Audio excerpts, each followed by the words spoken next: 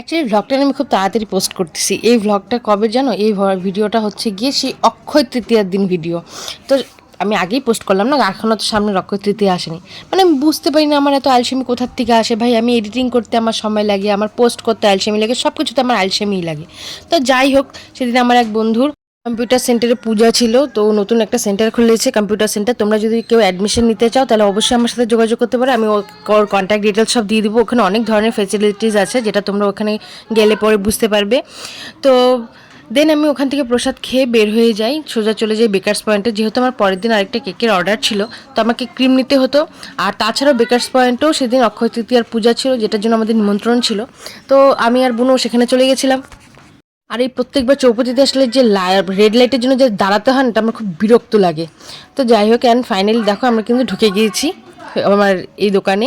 এখানে ঠাকুরের পূজা হয়েছিল, তো এখানে আমি প্রণামটা করে ক্রিমটা নিয়ে অ্যান্ড প্রসাদটা নিয়ে সেখান থেকে আমরা বের হয়ে যাই।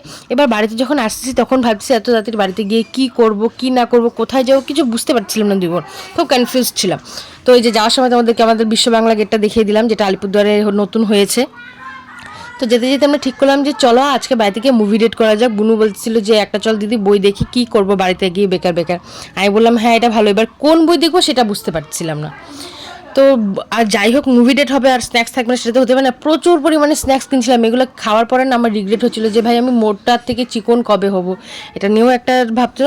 তো যাই হোক, এগুলো তো খাওয়ার পরে হয়েছে না রিগ্রেটটা, তো খাওয়া তো আগে হয়েই গেছে।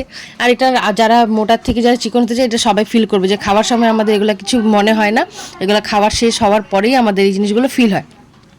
অ্যান্ড দেন ফাইনালি আমরা ঠিক করি যে আমরা বর্ডার টুটা দেখবো, কারণ বুনু বর্ডার টু বইটা দেখে নাই। আর আমি দেখছি আমার এতটাই ভালো লাগছে যে আমার মনে হচ্ছিল আরেকবার দেখি। তো ফাইনালি আমরা বর্ডার টুটাই ফাইনালাইজ করি আর আমরা সেটাই দেখি, কিন্তু ওটা না কোনো ক্লিপ নেওয়া হয়নি, কারণ আমার মোবাইলেই চলতেছিল আর ভিডিও আমি আমার মোবাইল দিয়েই করছি। কিন্তু এই যে এত স্ন্যাক্স নিয়েছিলাম না, এগুলো আমাদের বই দেখার 15 থেকে 20 মিনিটের মধ্যে শেষ।